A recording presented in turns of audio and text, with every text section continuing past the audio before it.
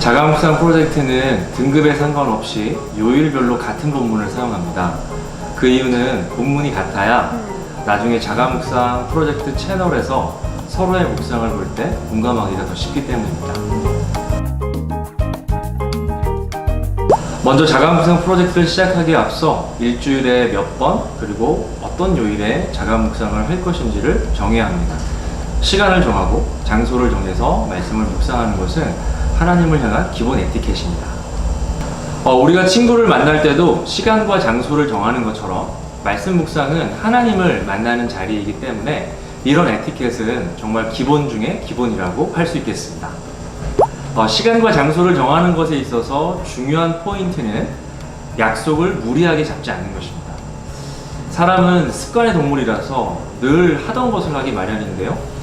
늘 해온 것들로 가득 차 있는 우리의 일상에 이 말씀 묵상이라고 하는 새로운 활동이 들어오려면 그게 그냥 쉽게 될 수가 없죠.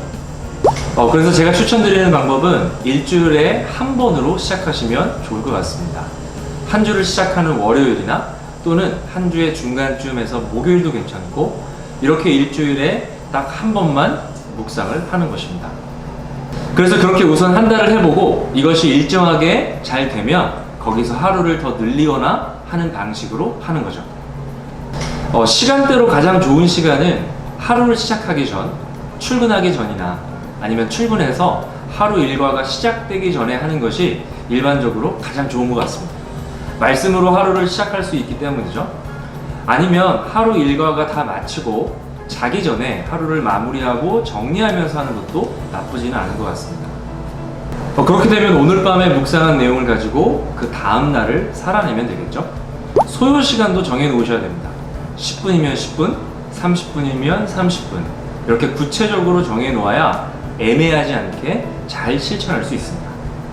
장소도 가능하면 외부와 단절된 곳이 가장 좋고 그렇지 않다면 지하철도 나만의 묵상 공간이 될 수는 있을 거예요.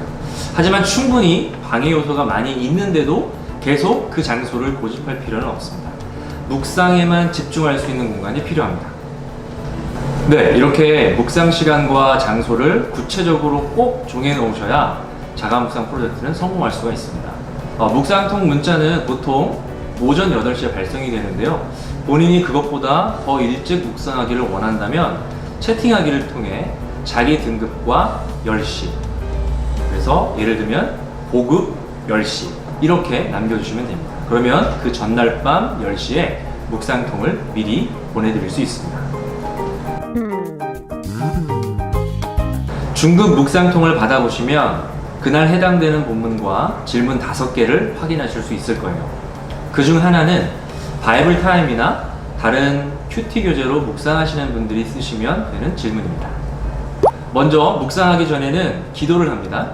묵상통에 적혀져 있는 것처럼 겸손히 주님을 만날 기대를 품고 말씀에 대한 바른 이해를 위해 기도합니다.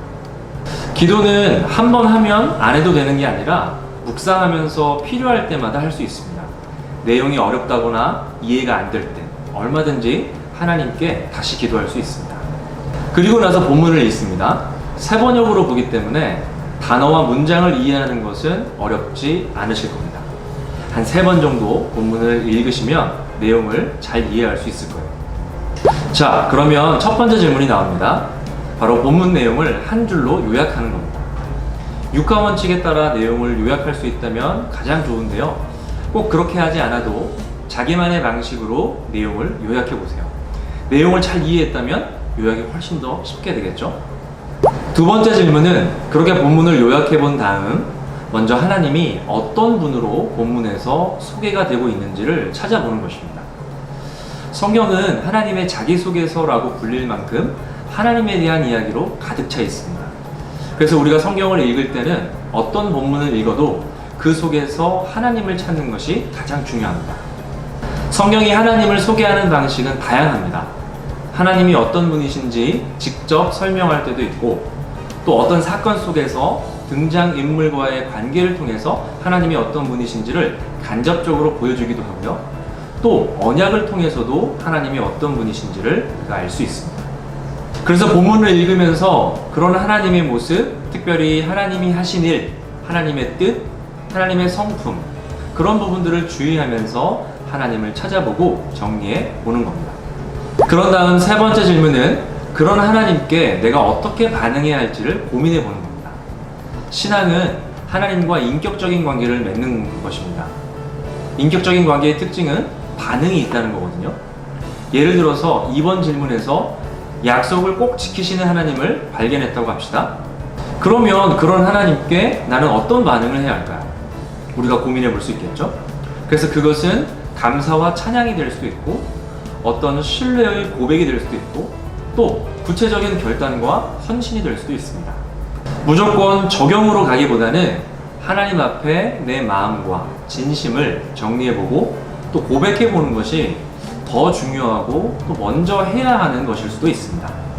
그렇게 하나님의 모습과 나의 반응을 정리해보았다면 마지막으로 오늘 묵상을 통해 느낀 것들을 정리해보는 겁니다. 자유롭게 자신이 느낀 것들을 정리하면서 기도로 묵상을 마무리하시면 되겠습니다. 어떤 질문이 있다면 따로 남겨주셔도 좋겠습니다.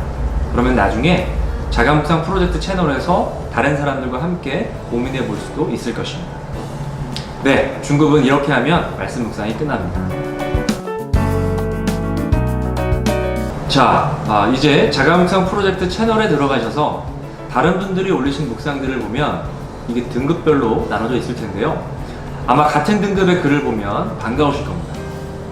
그럼 그 묵상들을 한번 천천히 읽어보고 공감되는 부분들이 있으면 댓글을 남겨주시거나 좋아요를 눌러주시면 됩니다. 댓글을 다실 때는 비난이나 공격성 댓글은 삼가해 주시고요. 어떤 지적이나 충고하는 댓글도 삼가해 주세요.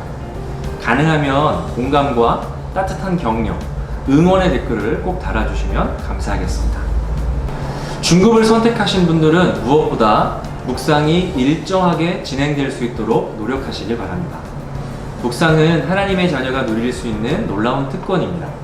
말씀을 통해 하나님을 알아가고 그분과 교제할 수 있다는 것이 얼마나 놀라운 특권인지 모릅니다. 그래서 그런 은혜를 맛보면서 묵상이 점점 여러분의 삶 속의 습관으로 자리 잡을 수 있도록 노력하시길 바랍니다.